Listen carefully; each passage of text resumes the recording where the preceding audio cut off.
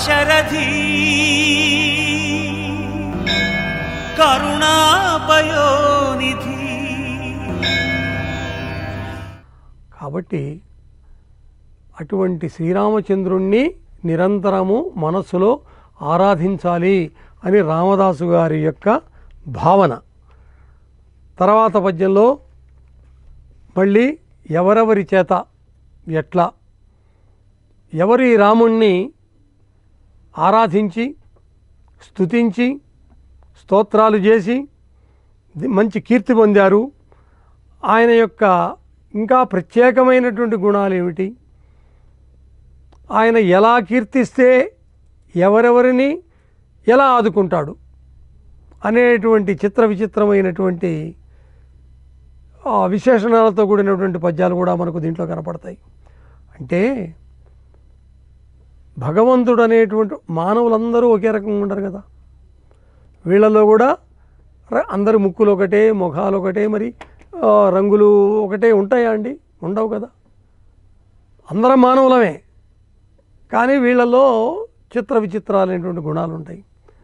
అలాగే ఈ రాముల వారు కూడా, ఈ తారక రాముడు కూడా ఎవరెవరు ఏ ఏ విధంగా తనను ఆరాధిస్తున్నారు, ఆరాధించినటువంటి వాళ్లకు ఏ విధమైనటువంటి ఫలితాలు ఇవ్వాలి అని చూసుకోవటంలో కూడా ఈ రాముల వారు చాలా విశిష్టుడు అంటాడు.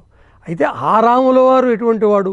శ్రీద సనందనాది ముని సేవిత పాద మొదలైనటువంటివి చాలా చాలా గొప్ప పద్యాలు విచిత్రమైనటువంటి శబ్దాలంకారాలతో కొనసాగుతాయి. రామదాసు గారి ఈ దాశరథి శతకంలో ప్రతి పద్యంలో కూడా అంత్యప్రాసలతో చక్కనైనటువంటి విశేషణాలతో భగవంతుణ్ణి, అదే రామచంద్రుల వారిని, రామచంద్రమూర్తిని అత్యంత మనోహరమైనటువంటి రీతిలో కీర్తిస్తున్నాడు. ఇప్పుడు శ్రీశుడు, శ్రీదుడు, శ్రీద ఈ ప్రయోగాలు వినడానికి కూడా చాలా అందమైనటువంటి ప్రయోగాలు.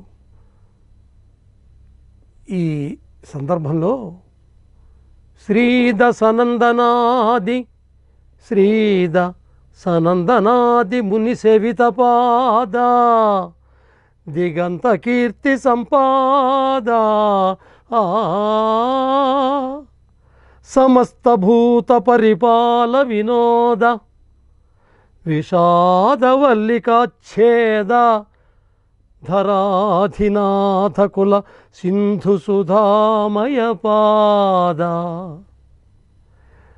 ధరాధినాథ కుల సింధు సుధామయ పాద నృత్తగీతాది వినోద, నృత్తగీతాది వినోద భద్రగిరి దాశరథి కరుణాపయోనిధి. భద్రగిరి దాశరథి కరుణాపయోనిధి. ఇప్పటికి 2-3 సార్లు చెప్పాడు. ఆయన పాదాలు, గంగ ఎక్కడ పుట్టింది, ఆయన పాదము యొక్క మహాత్మ్యం ఏమిటి, ఆయన ఎవరెవరి చేత సేవింపబడుతున్నాడు, ఆ సేవకులు ఎంత గొప్పవాళ్ళు, వాళ్ళ యొక్క లక్షణం ఏమిటి, ఈ రామచంద్రుల వారి యొక్క కీర్తి ఏమిటి, దిగంత కీర్తి అంటున్నాడు ఇక్కడ. అంటే అన్ని దిక్కులందు కూడా కీర్తిని సంపాదించుకున్నటువంటి వాడు, అన్ని దిక్కుల యందు కూడా తన కీర్తి అనేటువంటిది ప్రకాశింపబడుతున్నటువంటి వాడు. మరి సనక సనందనాదులు, సనక సనందిత మునిజన వందిత కీర్తనల్లో ముఖ్యంగా, అంటే వాగ్గేయకారులే కాదు, సినిమా కవులు కూడా ప్రాచీనమైనటువంటి చలనచిత్రాల్లో కనుక చూసినట్లయితే ప్రతి చిత్రంలో తప్పనిసరిగా అక్కడో ఇక్కడో ఏదో ఒక సందర్భంతో అటు రాముడిని గురించో, ఇటు పరమేశ్వరుని గురించో, ఆంజనేయుని గురించో చిత్ర విచిత్రమైనటువంటి అందమైనటువంటి పాటలు మనకు కనపడేవి. నీలగగన ఘనశ్యామ విష్ణుమూర్తిని, అంటే సనక సనందిత మునిజన వందిత, ఈ ప్రయోగాలన్నీ కూడా ఆధునికులైనటువంటి కవులందరూ కూడా బాగా చదవబట్టే దాశరథి శతకాన్ని ఆ ప్రయోగాలు పాటంతట అవే వచ్చి అలా అలా కూర్చున్నాయి అన్నమాట. సరే, ఏదేమైనా ప్రయోగం ఎట్లా వచ్చినా రామదాసు గారి యొక్క భావన ఏంటంటే, అయ్యా శ్రీను ద ఇచ్చినటువంటి వాడు, సంపదనిచ్చినటువంటి వాడు, శ్రీద సనందనాది ముని సేవిత పాద, అంటే సనందనాది సనకుడు సనందనుడు జయ విజయులు ప్రహ్లాద నారద పరాశర పుండరీక వ్యాసాంబరీష, ఈ కొన్ని పట్టికలు ఉన్నాయి, లిస్ట్. వీళ్ళందరూ కూడా విష్ణు భక్తులు, మహాభక్తులు. అటువంటి భక్తులైన వాళ్ళందరినీ కూడా మరి కాపాడేటువంటి వాడువని, వాళ్ళ యొక్క ఆ మునుల చేత కొలవబడినటువంటి పాదపద్మములు కలవాడు, వాళ్ళందరి చేత కొలవబడినటువంటి పాదపద్మములు కలవాడు. అంతేకాదు దిగంత కీర్తి సంపాద, అంటే దిక్ అంతములు, అంటే సమస్త ఆ దిక్కులు, ఇటు దిక్కు అంతము అటు దిక్కు అంతము, అంటే సమస్తములు 4 దిక్కుల యొక్క అంతములతో కూడా చతురంబుహతి పరీత భూత ధరణి అన్నట్టుగా సమస్తములైనటువంటి, ఒక మాటలో చెప్పాలంటే సమస్త విశ్వంలో కూడా కీర్తిని వ్యాపింపజేసినటువంటి వాడు, వ్యాపింపబడినటువంటి కీర్తి కలవాడు. మళ్ళీ అట్లా చెప్పాలంటే అటువంటి రామచంద్రమూర్తి అడుగులు కలవాడ చరణములు కలవాడ, పోని దిక్కుల చివర వరకు దిగంతముల వరకు వ్యాప్తి చెందినటువంటి, అలాగే సమస్త భూత పరిపాల వినోద. భూతములు అంటే జీవులు, భూతములు అంటే పిశాచములను నిశాచరులు రాక్షసులను కాదు, అందరము భూతములమే, అందరము భూతములమే. కాకపోతే అంటే జంతు శబ్దాన్ని ఎట్లా తీసుకోవాలో అట్లాగే తీసుకోవాలి. జంతువునాం నరజన్మ దుర్లభం అన్నారు చూడండి. ఈ సమస్త భూతజాలములో అంటాం కదా, సమస్త భూతజాలము అంటే ఈ ప్రపంచము, సమస్త భూత పరిపాల వినోద. ఆయనకు ఈ సమస్త సృష్టిని, ఈ సమస్త జగత్తును వినోదముగా అవలీలగా పరిపాలించడం అనేటువంటిది ఆయన యొక్క కృత్యము. విషాదవల్లికాచ్ఛేద, అది ఎవరైనా తన భక్తుడికి ముఖ్యంగా కష్టాలతో నానా బాధలు పడుతూ ఉంటే, ఎన్నో గాథలు ఉన్నాయి మనకు.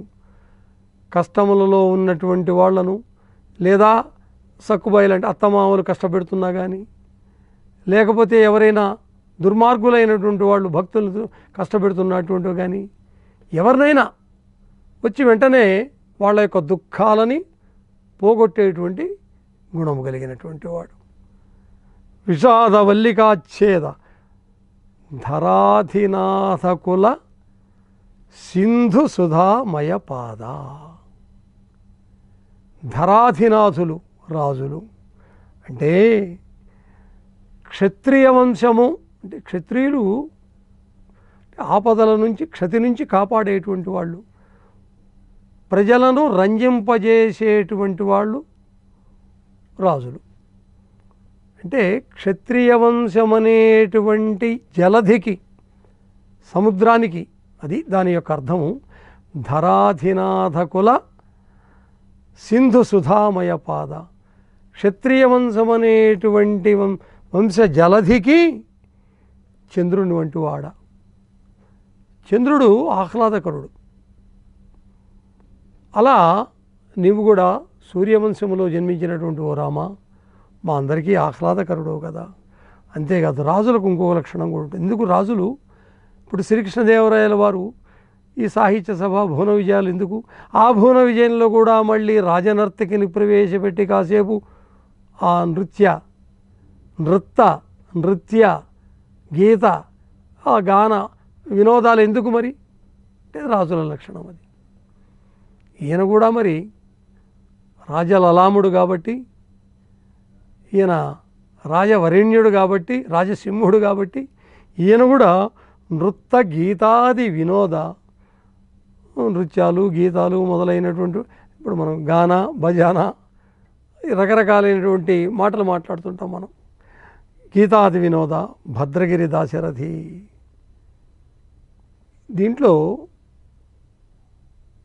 రాజుల యొక్క చిత్త ప్రవృత్తి, రాజుల యొక్క విలాస గుణములు,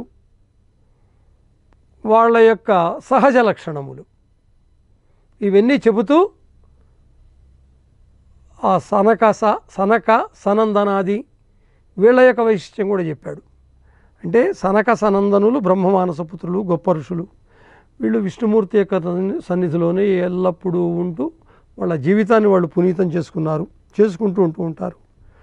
ఆయన యొక్క పాదాలను నిరంతరము సేవించేటువంటి లక్షణములు కలిగినటువంటి వాళ్ళు అని అలా చెబుతూ, ఒక సామాన్యుల విషయంలో చెప్తే భక్తుల విషయం పోని వాళ్లను ఎప్పుడు కూడా దుఃఖాలనేటువంటి వాటి పాలి పడకుండా సంతోషాన్ని కలిగిస్తూ వాళ్ళను కాపాడుతూ, అదే కదా మరి కరుణాపయోనిధి అంటే కదా, కరుణ కలిగినటువంటి వాడు, కరుణా సముద్రుడు అంటే అదే కదా.